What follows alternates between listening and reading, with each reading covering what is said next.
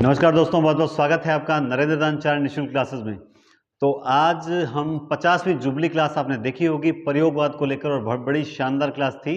और आज की क्लास भी बहुत शानदार है और ये पूरी क्लास जो है वो आपको सेकंड ग्रेड और फर्स्ट ग्रेड में से चलो फर्स्ट ग्रेड में तो फिर भी 45 क्वेश्चन आते हैं तो आ ही जाएगी, हो सकता है इसमें से एक प्रश्न आ जाए।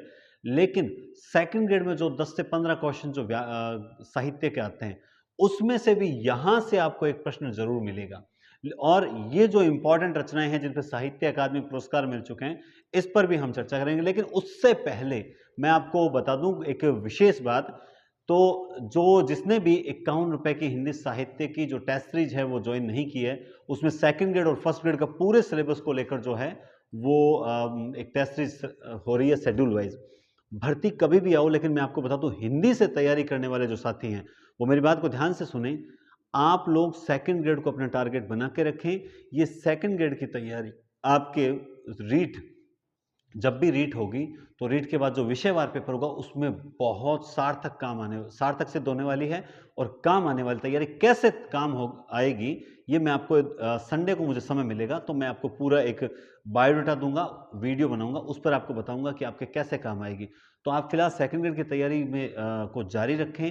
और निश्चित रूप से जो भी हो रहा है अभी, कभी रद्द हो रहा, जो भी एक्सवाइजेड हो रहा है, विज्ञप्ति कब आई, इन चीज़ों पर विशेष गौर न करें, अपनी इस तैयारी को कंटिन्यू रखें।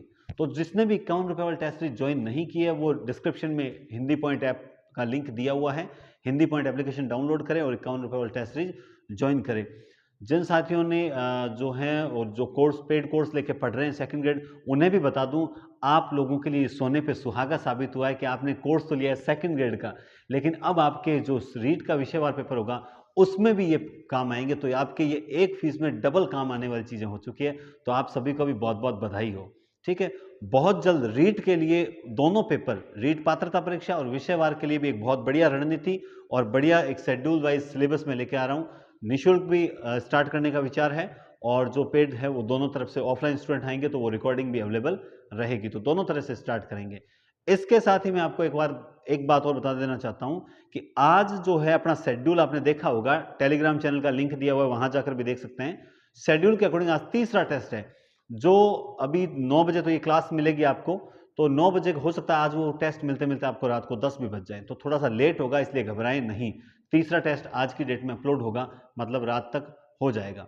तो ठीक है दोस्तों, आपको ये बात क्लियर बता दी है मैंने कि टेस्ट थोड़ा लेट अपलोड होगा और ये क्लास बड़े ही शानदार होने वाली है। तो अब तक हमने कर लिया था धर्मवीर भारती तक हमने किया था, अज्ञेय किया था, गिरजा कुमार माथुर किया थे, रामविलास शर्मा और मुक्ति बोध, ये सब हमने किए थे। अब हम सबसे पहले करने जा रहे हैं नरेश मेहता। तो आप नरेश मेहता को ध्यान से पढ़ेंगे। नरेश मेहता की जो विशेष रचनाएं हैं वो है वन पाखी सुनो बोलने दो चीड़ को। उससे पहले अगर कोई स्क्रीनशॉट लेना चाहे तो ले सकता है, उससे पहले अगर कोई स्क्रीनशॉट लेना चाहे तो मैं दूर हो जाता हूं, आप में से स्क्रीनशॉट जो है वो ले सकता है ना, ताकि बाद में फिर क्या है थोड़ा गंदा हो जाता है तो ले नहीं पाते। तो हाँ, हम बात कर रहे हैं नरेश मेहता। नरेश मेहता की प्रमुख रचनाएं हैं वन पाखी सुनो बोलने दो चीड़ को। वन पाखी, नरेश मेहता कहते हैं कि वन पाखी सुनो बोलने दो चीड़ को, बोलने दो चीड़ को, संशय की एक रात। ये इंपॉर्टेंट रचना है जो 1962 में लिखी गई एक लंबी कविता है।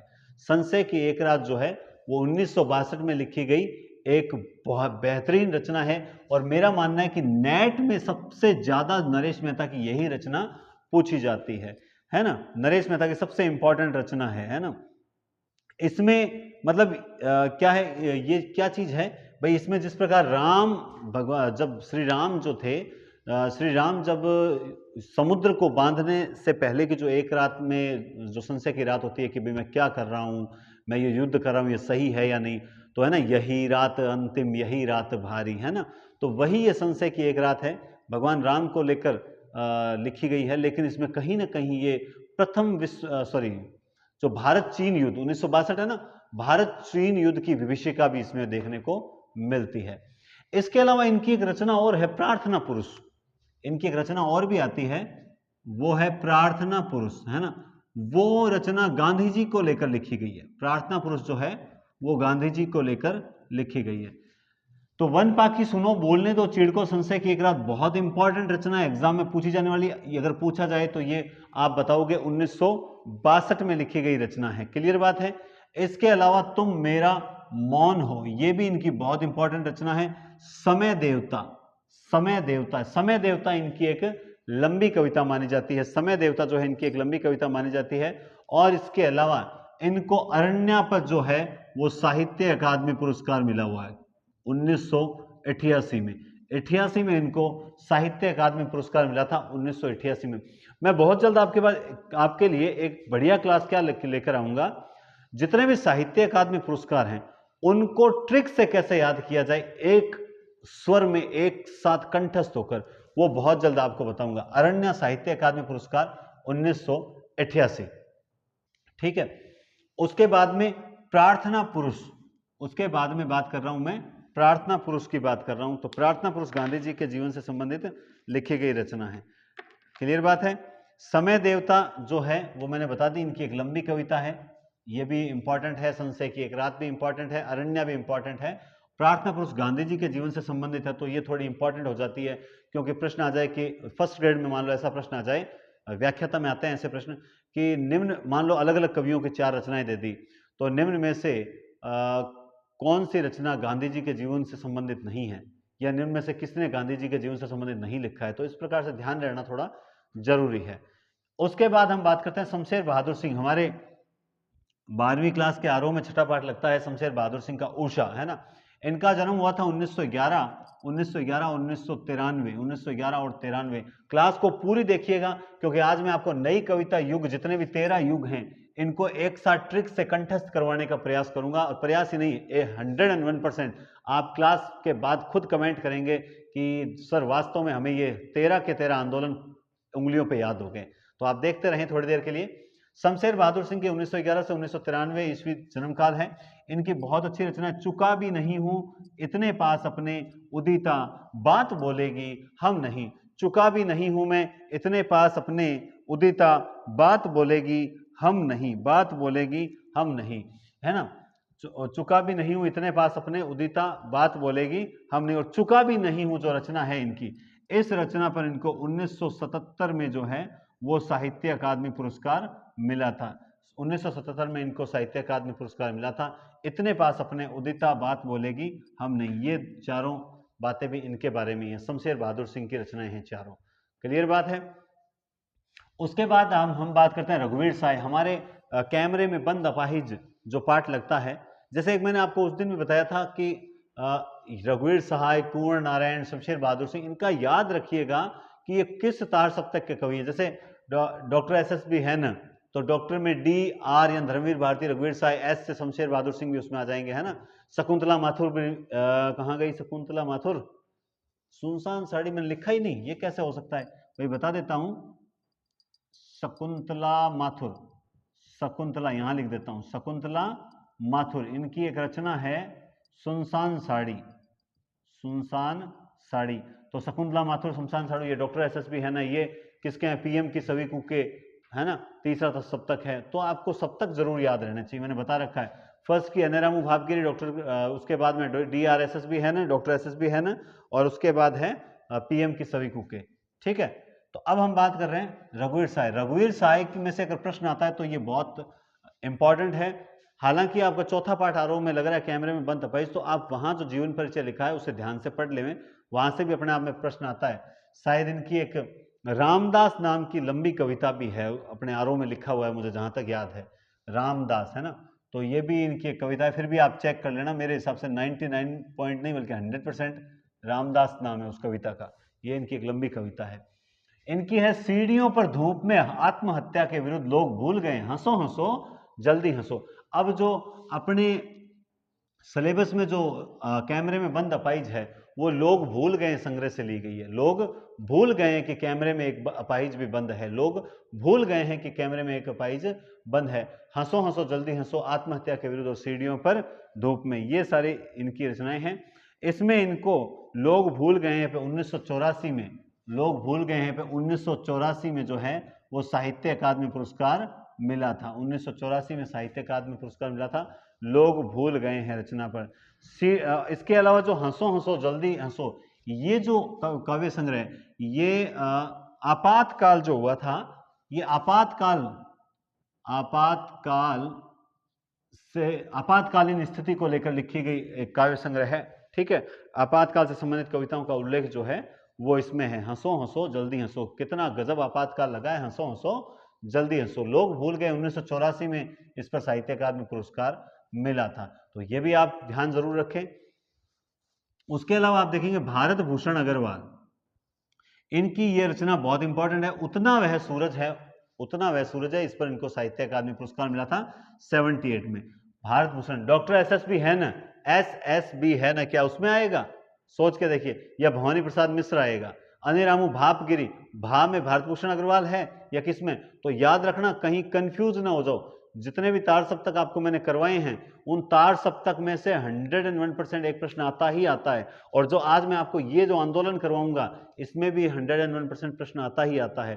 तो मेरी क्लासों को आप सस्ते में लेना चाहो कि ठीक है सब पढ़ा रहे हैं तो सर पढ़ाएं, तो मैं बता दूं इतना समय नहीं है कि पढ़ाएं। फिर भी याद रखिए, ये आप लोगों का प्रेम है, स्नेह है, कि जब कमेंट वगैरह देखते हैं कि सर प्लीज़ रेगुलर लिया करो क्लास, तो लगता है कि नहीं टाइम निकालो। और यही कारण है कि आप लोगों के उत्साह को देखते हुए भी थकान नहीं होती है। वरना सुबह 6 बजे से जब रात को 10 बजे तक दौड़ते हैं तो निश्चित रूप से हर किसी को थकान होती है। लेकिन आनंद आता है जब आप लोग पढ़ते हैं। तो आप ज़्यादा से ज़्यादा न केवल पढ़ें, बल्कि ईमानदारी से, ये ना सोचें कि नहीं नहीं हम क्यों शेयर करें। आप शेयर भी जरूर करें। आप जितना शेयर करोगे, जितने अच्छे व्यूज आएंगे, जितना अच्छे स्टूडेंट्स आएंगे, तो मुझे लगेगा नहीं लोग वास्तव में पढ़ रहे हैं अच्छे से। और आप पढ़ रहे हो तो मैं क्यों नहीं पढ़ाऊंगा। आप अगर पढ़ना चाहते हो तो मैं जरूर जरूर जरूर पढ़ाऊंगा। तो प्लीज़ आप जो भी छोटे भाई बहन, कुछ में से बड़े हैं, जो भी हैं, आप ज़्यादा से ज़्यादा शेयर जरूर करें। ठीक है, लाइक सब्सक्राइब करें और बेल आइकन है ना उसे दबा लें, ताकि आपको जब भी वीडियो अपलोड होगा तो मुझे सूचना करनी नहीं पड़ेगी, ऑटोमेटिकली आपको जो है वो सूचना हो जाएगी। क्लियर बात है? तो याद रखना, भारत भूषण अग्रवाल की ये रचना है उतना वह सूरज है। इस पर 1978 में साहित्य अकादमी पुरस्कार मिला था। 77 में मिला था किसको? शमशेर बहादुर सिंह को। और 78 में मिला था भारत भूषण अग्रवाल को। प्रभाकर माचवे की दो रचना है, जहां शब्द हैं वहां तेल की पकौड़ियां तली जा रही है। प्रभाकर माचवे किसके हैं? अनेरामू भापगिरी, प यानी जो तार सप्तक था उसके कवि हैं ये, है ना। प्रभाकर माचवे कहते हैं जहां शब्द हैं वहां तेल की पकौड़ियां चल रही है। हरिनारायण व्यास, डॉक्टर SSB है न, तो है से क्या हो जाएंगे? हरिनारायण व्यास। इनकी एक रचना है, एक नशीला चांद मृग और तृष्णा रखता है। एक नशीला चांद है, वो मृग और तृष्णा। तो हरिनारायण व्यास की दो रचना इंपॉर्टेंट है। और शकुंतला माथुर जो है उनकी है सुनसान साड़ी, ये भी अपने आप में बहुत प्रसिद्ध जो रचना है। तो ये आपके होते हैं जो प्रयोगवाद के क्षेत्र में जो कवि आते हैं वो सारे इसमें हो जाते हैं। 1951 तक के कवि जो हैं वो सारे अब तक हो चुके हैं। एक तो 43 वाले और 51 के तब जो दूसरे तार सप्तक में कवि थे ना, वो सारे इसमें हो जाते हैं। अब जो शुरू होता है वो होता है नई कविता युग, है ना। वो कौन सा शुरू होता है? नई कविता युग। नई कविता युग जो है वो अपने आप में इंपॉर्टेंट है। हाँ जी, नई कविता इंपॉर्टेंट है। और नई कविता में ज्यादा डीप जाने की आवश्यकता नहीं है। नई कविता में ज्यादा डीप जाने की आवश्यकता ही नहीं है, बल्कि आपको तो यह ध्यान रखना है कि नई कविता जो है युग, इसमें कितने कविता आंदोलन चले थे। और प्रश्न कैसे आता है कि 4 कविता आंदोलन दे दिए, उनके प्रवर्तकों के नाम दे दिए, कौन सा असंगत है, ये तो आता है सेकंड ग्रेड में। और दूसरा आता है फर्स्ट ग्रेड में। मान लो यूं आ जाए कि नई कविता आंदोलन इसका हो गया, अकविता उसका हो गया, ये इसका हो गया, मिला के फिर नीचे ऑप्शंस होते हैं। पहले में डी, दूसरे में सी, तीसरे में बी, चौथे में ए, फिर दूसरे ऑप्शन में पहले में बी होगा, दूसरे में डी, सी, यूं करके ऑप्शन। तो फर्स्ट ग्रेड में थोड़ा उसी प्रश्न को लेंथी बना दिया जाता है, और सेकंड ग्रेड में थोड़ा नॉर्मल दे देते हैं कि भाई इनमें में से एक गलत है वो छांट लो, या एक सही है वो छांट लो। तो इस तरह से भी प्रश्न आपका बन जाता है।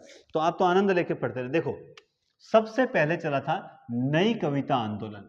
नई कविता आंदोलन जगदीश। आप कोई भी काम की शुरुआत करने जा रहे हो, आप मतलब किसी भी, कहते हैं ना कि पहला पन्ना राम का, दूजा पन्ना काम का। तो जगत का ईश है जो, सबसे पहले आप जब नई कविता लिखने जा रहे हो तो किसका आराधना करनी पड़ेगी? जगत के ईश जगदीश की आराधना करनी पड़ेगी। साठोतरी, आदमी 60 साल का हो जाता है, क्या उसके बाद वो सुंदर रहता है क्या? ललित यानी सुंदर। 60 साल का आदमी क्या सुंदर रहता है क्या? 60 साल का आदमी भी सुंदर रहता है। या नहीं रहता है, ये फैसला आपको करना है। लेकिन मैं तो इतना जानता हूं, अब आपको जब भी याद आएगा, हाँ साहब 60 साल का आदमी होता है वो बड़ा सुंदर होता है, क्योंकि उसको रिटायरमेंट होता है, जब रिटायरमेंट होता है तो पेंशन आती है, तो वो बड़ा सुंदर लगता है घर वालों को, है ना।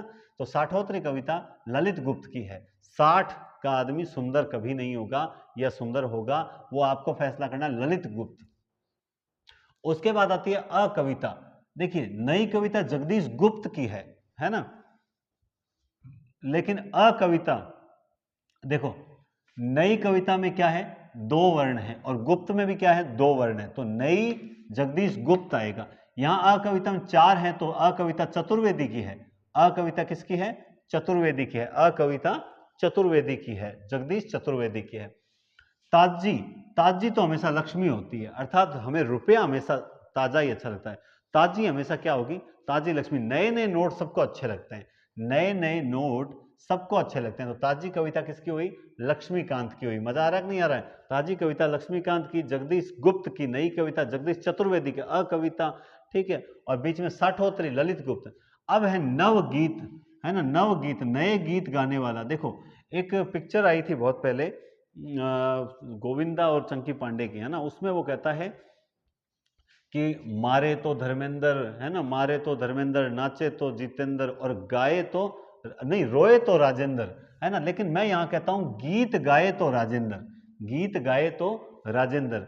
वैसे रोए तो राजेंद्र था, लेकिन उसमें हमें चेंज करता हूं कि गीत गाए तो राजेंद्र। राजेंद्र कुमार एक हीरो हुआ करते थे पुरानी फिल्मों में, राजेंद्र कुमार। ललकार फिल्म में गालो मुस्कुरा लो, है ना, महफिलें सजा लो, क्या जाने कब कोई साथी बिछड़ जाए, जीवन की डोर बड़ी कमजोर, है ना। तो वैसे ही राजेंद्र कुमार की बात कर रहा हूं। राजेंद्र, राजेंद्र यानी नवगीत आंदोलन, नवगीत आंदोलन चलाया था राजेंद्र प्रसाद सिंह ने। प्रतिबद्ध परमानंद, प्रतिबद्ध, हम सभी जो हैं परम आनंद की प्राप्ति के लिए प्रतिबद्ध रहते हैं। हम कटिबद्ध कहते हैं, लेकिन हम कटिबद्ध नहीं कहेंगे, हम प्रतिबद्ध कहेंगे। हम सभी इस जीवन में परम आनंद की प्राप्ति में प्रतिबद्ध रहते हैं, रहते हैं, रहते हैं। हमें वो आनंद कहीं प्राप्त नहीं होता, और एक दिन हम यहां से लेकर चले जाते हैं। तो परम आनंद के लिए सदैव जीवन में प्रतिबद्ध रहिए, परम आनंद के लिए जीवन में सदैव प्रतिबद्ध रहिए। देखिए बड़ा शानदार और धीरे से मैं समझा रहा हूं। मेरा वादा है कि अगर आप कोई भी ये वीडियो पूरा देख रहा है ना, वो अंत में कमेंट जरूर करेगा कि सर आपको कैसा, वास्तव में आपको याद हुए कि नहीं हुए। याद करने का एक तरीका होता है, एक टेक्निक होती है, और इससे सरल टेक्निक क्या होगी कि आपको आनंद भी आ रहा है, और आप तो जरूर, अगर आपको याद हो तो जरूर आप कमेंट बॉक्स में बढ़िया सा कमेंट करके मुझे मोटिवेट करें। चलिए, तो परम आनंद के लिए सदैव प्रतिबद्ध रहें। अस्वीकृत, देखिए श्री राम शुक्ल, तो अक्सर हमने देखा है अभी राजनीति ऐसी गंदी चल रही है कि उसमें श्री राम को अस्वीकृत कर दिया जाता है। श्री राम को अस्वीकृत किया, मानेंगे नहीं साहब, नहीं हम तो राम मंदिर जरूरी नहीं है, ये नहीं है, हम उस राजनीति से हटते हैं। लेकिन हम इतना जानते हैं कि श्री राम को अस्वीकृत करना नामुमकिन है। क्या है, मुश्किल ही नहीं, नामुमकिन है। डॉन को पकड़ना जैसे मुश्किल ही नहीं नामुमकिन था, वैसे श्री राम को जीवन में अस्वीकृत करना नामुमकिन है। अरे हम लोग तो पढ़े लिखे मूर्ख हैं जो श्री राम को अस्वीकृत करने का प्रयास करते हैं, जबकि वो कबीरदास, है ना। आप निर्गुण हो ये बुरा नहीं है, लेकिन आप नास्तिक बनो ये निश्चित रूप से, मेरी नज़र में, व्यक्तिगत कह रहा हूं कि व्यक्तिगत टिप्पणी है कि वो बुरा है। कबीरदास से बड़े तो हम हो नहीं सकते, और कबीर का राम भी क्या है, निर्गुण ब्रह्म है, निर्गुण ब्रह्म। लेकिन उसने राम को अस्वीकार नहीं किया था। लेकिन पता नहीं ये क्यों लोग, पढ़े लिखे लोग, श्री राम को अस्वीकृत करते हैं। श्री राम जो हैं वो जीवन में कोई भी व्यक्ति कभी भी अस्वीकृत नहीं कर सकता, चाहे वो कोई किसी भी धर्म का क्यों ना हो। श्री राम अर्थात परम ब्रह्म, है ना, श्री राम निर्गुण ब्रह्म, वो राम है। युयुत्सववादी, युद्ध की इच्छा कौन रखता है, युयुत्सववादी, युद्ध की इच्छा श्री राम युद्ध की इच्छा रखते हैं। श्री राम जो हैं उसे, उन्हें अस्वीकृत करना मुश्किल ही नहीं नामुमकिन है। युयुत्सववादी श्री राम सिंह सलभ हैं, अब सलभ जोड़ना पड़ेगा, ये श्री राम शुक्ल थे, अस्वीकृत श्री राम शुक्ल, है ना। अब इसको और बढ़िया तरीके से याद कर सकते, देखो श्री राम को अस्वीकृत करना मुश्किल है, और हिंदी साहित्य के इतिहास को पढ़ना चाहते हो तो आप कभी भी श्री रामचंद्र शुक्ल को अस्वीकृत नहीं कर सकते, श्री रामचंद्र शुक्ल को अस्वीकृत नहीं कर सकते। युयुत्सववादी श्री राम सिंह सलभ के साथ जो हैं, श्री राम सिंह सलभ युयुत्सववादी हैं, अर्थात युद्ध की इच्छा रखते हैं। सनातन सूर्योदय कविता, वीरेंद्र, जो वीर होते हैं वो सनातनी होते हैं, जो वीर होते हैं वो सनातनी होते हैं, बिल्कुल सनातनी होते हैं जो वीर। अरे हमारा तो वो इतिहास है जिन्होंने धर्म की रक्षा के खातिर जो है अपने प्राणों का बलिदान कर दिया, अपने प्राणों की आहुतियां दे दी, और आज हम लोग वही श्री राम को जो है मंदिर की आलोचना करते हैं। ऐसे लोग सनातन, हाँ उन पे बिल्कुल टिप्पणी नहीं करनी चाहिए हमें, तो हम तो हटकर चलते हैं। लेकिन हाँ, चूंकि हम ये कहते हैं कि वीर जो हैं वो सनातनी हैं, वीर जो हैं वो सनातनी है, वीर जो हैं वो क्या हैं, सनातनी है। सहज कविता आंदोलन, सहज कविता आंदोलन, रविंद्र भ्रमर, रविंद्र भ्रमर। देखिए भ्रमर जो होता है, भ्रमर यानी भंवरा, भंवरा जो होता है वो फूलों पर सहज रूप से क्या करता है, निवास करता है। भ्रमर जो होता है वो फूलों पर सहज रूप से निवास करता है। तो रविंद्र भ्रमर, भ्रमर जो है वो सहज रूप से निवास करता है, तो रविंद्र भ्रमर सहज रूप से। विचार कविता, विचार, महीप सिंह, महीप के विचार नरेंद्र को बिल्कुल पसंद नहीं आए। तो नरेंद्र, मुझे महीप के विचार पसंद नहीं है, महीप चाहे XYZ कोई भी हो, है ना, राजा हो कोई हो, तो महीप सिंह और नरेंद्र मोहन जो हैं वो उन्होंने दिया था विचार कविता आंदोलन। तो महीप के विचार नरेंद्र को बिल्कुल पसंद नहीं आए। विचार महीप के थे, किसको पसंद नहीं आए, नरेंद्र, विचार महीप के थे, नरेंद्र को पसंद नहीं आए। समकालीन विश्व, ये विश्व के समकालीन कविता आंदोलन थे, यूं याद कर सकते हैं। समकालीन क्या है, तो समकालीन विश्व है, समकालीन क्या है, विश्व। मैं समकालीन विश्व की बात कर रहा हूं, मैं समकालीन भारत की बात नहीं कर रहा, मैं समकालीन विश्व की बात कर रहा हूं। उसके बाद मंत्र, याद रखना सुरेश का मंत्र किसी के समझ में नहीं आया, सुरेश यानी इंद्र, सुरेश का मंत्र जो है वो किसी के समझ में नहीं आया। सुरेश वात्स्यायन ने दिया था मंत्र कविता आंदोलन। तो देखिए ये आपके 13 कविता आंदोलन थे जो मैंने 2 सेकंड में आपके सेट कर दिए। फर्स्ट नई कविता जगदीश गुप्त हैं, फिर साठोत्री ललित गुप्त हैं, फिर जो है अकविता जगदीश चतुर्वेदी हैं, अकविता के बाद में आज ताजी कविता जो है लक्ष्मीकांत है, उसके बाद नव गीत, गीत गाता है राजेंद्र, उसके बाद प्रतिबद्ध परमानंद, प्रतिबद्ध परमानंद, अस्वीकृत श्री राम शुक्ल, श्री रामचंद्र शुक्ल, और अस्वीकृत युत्सवादी श्री राम सिंह सलभ, श्री राम सिंह सनातन तो वीर होते हैं, और सहज भ्रमर रविंद्र भ्रमर। विचार महीप सिंह के नरेंद्र को पसंद नहीं थे, समकालीन तो विश्व था, और मंत्र सुरेश के पसंद नहीं थे। बस ये सब यहां से एक आध प्रश्न पक्का आ ही आ जाता है। तो इससे शानदार और क्या क्लास होगी बताओ, इससे शानदार भी क्लास नहीं हो सकती, मेरा मानना यही है। क्योंकि आपको यहां से क्लास 100% आ जाएगी, और ये जो बताया मैंने इंपॉर्टेंट चीजें आपको बताई है, आप पढ़ते रहिए। हाँ, जैसे आज एक कमेंट आया था कि सर एक दिन छोड़ के भी एक दिन रोएगा, मैं खुद मित्र, मेरे भाई, मेरे सखा, मैं खुद भी यही चाहता हूं कि मैं रेगुलर क्लास दूं, लेकिन सत्य बात यह है कि वास्तव में ना टाइम, ये जो आपके टेस्ट सीरीज और शुरू किया ना, इसमें कई बार क्या पूरा टाइम लग जाता है, और फिर आपको होता है स्कूल तो जाना ही पड़ता है, 9 से लेकर 5 बजे तक स्कूल है, तो स्कूल का टाइम तो दे नहीं सकते। अभी तो बोर्ड परीक्षाएं हैं, तो उन 10वीं 12वीं के बच्चों के लिए मेहनत करनी पड़ती है, तो स्कूल में भी टाइम नहीं मिलता है ना। तो मेरा तो प्रयास रेगुलर का ही है, फिर भी मैं आपको विश्वास दिलाता हूं कि आपको एक दिन छोड़ के एक दिन तो क्लास देने का पूरा प्रयास रहेगा, है ना, और बीच बीच में कभी कभी रेगुलर भी दे दूंगा। कल आपको पक्का क्लास दूंगा, कल 1% भी मिस नहीं करूंगा, ठीक है। तो बहुत बहुत धन्यवाद, आप सभी रेगुलर क्लास देखें, लाइक शेयर करते रहें, बेल आइकन दबाएं, सब्सक्राइब करते रहें, और जो है उसके बाद नीचे जो डिस्क्रिप्शन में हिंदी पॉइंट एप्लीकेशन दिया हुआ है, वहाँ से जाके 51 रुपये वाला टेस्ट सीरीज भी ज्वाइन करें, आपको निश्चित रूप से फ़ायदा मिलेगा। 51 रुपये कोई ज़्यादा चार्ज नहीं है, ठीक है। और इसके अलावा 45 पेपर मिल रहे हैं आपको, प्रश्न बिल्कुल डिलीट नहीं होंगे। वो पेपर आप 3 अटैम्प्ट दिए, आपने एक बार अटैम्प्ट कर लिया तो उसके बाद दूसरी बार कर सकते हो, तीसरी बार आपने अटैम्प्ट कर लिया, उसके बाद भी आपको वो डिलीट नहीं होंगे। आप थोड़ा सा उसके ढंग से सीखिए, वहाँ वो क्वेश्चन पड़े रहते हैं, आप उसके सही और गलत आंसर भी देख सकते हैं। किसी प्रश्न में कभी गलती आती है तो वो गलती में सुधार भी दूंगा, ऐसी बात भी नहीं है, ठीक है। तो डिलीट नहीं होंगे, 6 महीने तक एक भी प्रश्न डिलीट नहीं होगा, ठीक है। 6 महीने तक उसकी वैलिडिटी है, और 6 महीने तक एक भी प्रश्न डिलीट नहीं होगा, आप आराम से रहें। और मैं बहुत जल्द उसकी व्याख्या सहित जो है वो बुक भी निकाल दूंगा, जिससे आपके पास वो कलेक्शन भी हो जाएगा। तो आप निश्चिंत रहे। और सबसे बड़ी बात यह है कि बहुत अच्छे प्रश्न है, सेकंड पेपर वाले जो प्रश्न थे ना, जबरदस्त प्रश्न बनाए हैं मैंने, आपको शायद नहीं लगा होगा, लेकिन मैंने बहुत खुद ने बैठ के शानदार प्रश्न बनाए हैं और आपको इसका फ़ायदा भी मिलेगा। तो आप भी जॉइन करें और 1000 जने देख रहे हो, कम से कम शेयर तो करो आप लोग। तो इतना सपोर्ट तो देखो, आप मुझे सपोर्ट करोगे तो मैं आपके लिए दिन-रात मेहनत करने के लिए तैयार हूँ। ठीक है दोस्तों, बहुत-बहुत धन्यवाद। शुभ रात्रि।